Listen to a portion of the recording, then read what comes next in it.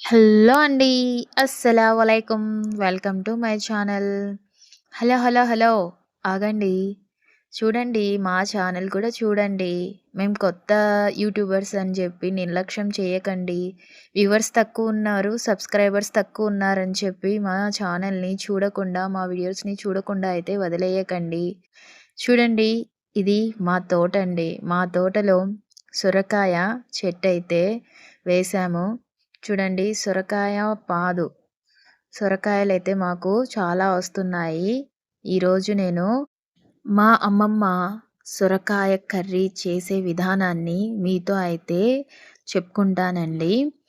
ఈ సొరకాయలో వేసే మసాలా రహస్యం కూడా మీతో షేర్ చేసుకుంటాను. ప్లీజ్ అండి, ఎక్కడ ఈ వీడియోనైతే స్కిప్ చెయ్యకండి. స్కిప్ చేయకుండా వీడియోనంతటిని చూస్తే మీకు ఆ సీక్రెట్ రహస్యం అనేది తెలుస్తుంది, మసాలా రహస్యము. ఫస్ట్‌గా మనము ఒక లేత సొరకాయనైతే తీసుకోవాలి. చూడండి, చాలా తక్కువున్నాయి, గింజలే లేవు. అలాంటి సొరకాయనైతే తీసుకోవాలి. తీసుకొని మనం మంచిగా వాష్ చేసుకున్న తర్వాత దానికి పీల్ అయితే మనము తీసేసుకోవాలి. ఉన్న తొక్కనంతటిని నీట్‌గా పీలర్‌తో మనము రిమూవ్ చేసుకోవాలి.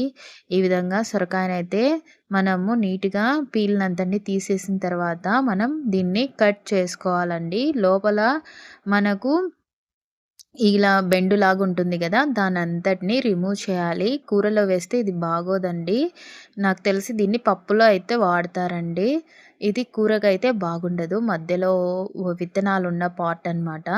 అందుకోసం నేను తీసేస్తున్నాను దీన్ని. నీట్‌గా రిమూవ్ అయితే మనం చేసుకోవాలండి. ఇప్పుడు ఈ సొరకాయను మనము చిన్న చిన్న ముక్కలుగా అయితే మనము, అంటే పెద్ద సైజు ముక్కలు చేసుకోకూడదండి. మనము చిన్న చిన్న ముక్కలుగా మనము నీట్‌గా కట్ చేసుకోవాలి. ఈ విధంగా వీడియోలో చూపిస్తున్న విధంగా మనము కట్ చేసుకోవాలనమాట. ఈ కటింగ్ పూర్తయ్యే వరకు సొరకాయ తినడం వల్ల మనకు కలిగే ఉపయోగాల గురించి నేను మీతో షేర్ అయితే చేసుకుంటానండి. మనం సొరకాయ తినడం వల్ల జీర్ణశక్తి పెరుగుతుందండి. సొరకాయలో ఫైబర్ ఎక్కువగా ఉండడం వల్ల కడుపు సమస్యలు, మలబద్ధకం అనేటివి తగ్గుతాయండి. సొరకాయలో ఫైబర్ చాలా పుష్కలంగా ఉంటుందండి మనకు.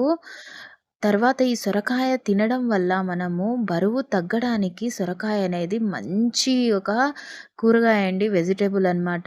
క్యాలరీలు చాలా తక్కువగా ఉండడం వల్ల డైట్‌లో ఉన్న వారికి ది బెస్ట్ వెజిటబుల్ అండి ఈ సొరకాయ అనేది. శరీరానికి చల్లదనం అనేది మనకు అందిస్తుందండి సొరకాయ. చూడండి, ఈ విధంగా మనం నీట్‌గా ముక్కలంతటిని కట్ చేసుకున్న తర్వాత వాటర్‌లో వేసి నీట్‌గా వాష్ అయితే చేసుకోవాలి. వేసవిలో శరీరంలోని వేడి తగ్గించి డీహైడ్రేషన్‌ను నివారిస్తుందండి సొరకాయ. సొరకాయ ఎంత వాటర్ కంటెంటే ఉంటుందండి మనకు. ఈ విధంగా మనము ఈ ముక్కల్ని కడిగేసుకున్న తర్వాత ఇప్పుడు మసాలా, ఈ సీక్రెట్ మసాలానైతే మీతో షేర్ చేసుకుంటున్నాను. దీంట్లో వాడింటివి నేను నువ్వులండి. నువ్వులు, చెనిక్కాయ పప్పులు, తర్వాత ఒక స్పూను జీలకర్ర అయితే వేశాను. 2 స్పూన్ల నువ్వులు, తర్వాత ఒక చిన్న కప్పు పల్లీలేశాను. 6 ఎండుమిర్చి వేశానండి. 6 ఎండుమిర్చి వేశాను. తర్వాత ఇందులోకి నేను ఇవి బాగా, అంటే బాగా ఫ్రై చేసుకోవాలండి. చిన్న మంట పైన మనం ఫ్రై చేసుకోవాలి. కొద్దిగా కరివేపాకునైతే యాడ్ చేశానండి. పచ్చి కరివేపాకే నేను వేసుకున్నాను. కొద్దిగా మెంతులైతే యాడ్ చేసుకున్నాను. జస్ట్ లైట్‌గా మెంతులు యాడ్ చేసుకోవాలండి. ఎక్కువగా మనం వేయడం ద్వారా ఇవి క చే మనకు కూర అనేది చేదైపోతుంది. ఇలాగా ఈ విధంగా మనము డ్రై రోస్ట్ అనేది చేసుకోవాలి. వీటన్నిటిని మనం హై ఫ్లేమ్ అయితే అస్సలు పెట్టకూడదండి. ఇప్పుడు కూర కోసము నేను కుక్కర్ అయితే తీసుకున్నానండి. కుక్కర్‌లో చాలా త్వరగా అయిపోతుంది మనకు కర్రీ అనేది. నేను ఇందులోకి ఒక ర 3, 4 టేబుల్ స్పూన్ల ఆయిల్ అయితే వేసుకున్నానండి. మీడియం సైజ్ ఉల్లిపాయలనైతే నేను ఒక 4 తీసుకున్నాను. ఆ 4 ఉల్లిపాయలని చిన్నగా కట్ చేసి నేను ఆయిల్ వేడెక్కిన తర్వాత అయితే వేశాను.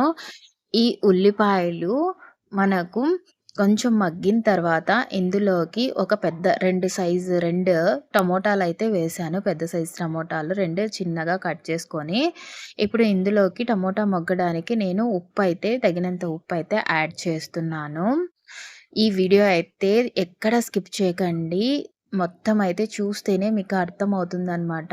ఈ వీడియో నచ్చితే మీరు లైక్ చేసి, షేర్ చేయండి, సబ్స్క్రైబ్ చేసుకోండి. ఇప్పుడు మసాలానైతే మిక్సీకేస్తామండి.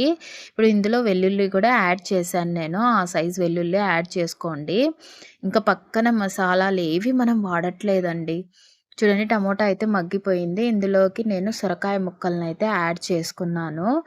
మనము సొరకాయ ముక్కల్ని యాడ్ చేసుకున్న తర్వాత ఇందులోకి మొత్తం అయితే కలిపేసుకోవాలి. ఇప్పుడు ఫస్ట్ వీటిని ఆయిల్‌లో అయితే మనం మగ్గించుకోవాలి. నీట్‌గా ఆయిల్‌ని అయితే మగ్గించుకోవాలి. ఇందులో కొద్దిగా పసుపునైతే నేను యాడ్ చేసుకుంటున్నాను.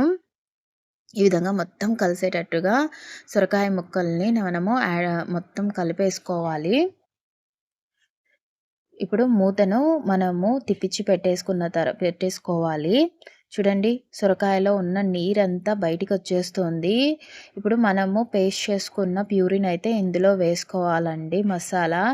మనము ఈ మసాలా ద్వారానే మనకు కూరకు చాలా టేస్ట్ వస్తుందండి. మా అమ్మమ్మ చెప్పేది ఈ విధంగా మసాలా పెట్టడం వల్ల ఏ కూరైనా చాలా టేస్ట్‌గా ఉంటుందని చెప్పి. ఇప్పుడు ధనియాల పౌడర్ అయితే వేశానండి. ఒక టేబుల్ స్పూన్ ధనియాల పౌడరు, తర్వాత కొత్తిమీర అయితే నేను వేసుకున్నాను ఫైనల్ టచ్‌గా. ఇప్పుడు నీట్‌గా కూరనంతటిని కలిపేటట్టుగా కలిపేసుకోవాలి. సో, ఇప్పుడు మనం కొద్దిగా వాటర్ అయితే వేసుకోవాలండి. కొద్దిగానే ఎందుకంటే సొరకాయలో మనకు వాటర్ కంటెంట్ ఉంటుంది కాబట్టి కొద్దిగా వాటర్ అయితే వేసుకోవాలి. ఇప్పుడు మనము కుక్కర్‌కి మూత పెట్టేసుకోవాలి. ఒక 3-4 విజిల్స్ వచ్చేంత వరకు మనము కుక్కర్‌ని పెట్టేసుకోవాలి. చూడండి ఈ విధంగా మనకు 3, 4 విజిల్స్ వచ్చేసాయి. చూద్దామండి కూర ఏ విధంగా మనకు రెడీ ఉందో. వావ్! చూడండి ఎంత బాగొచ్చిందో మనకు కూరైతే.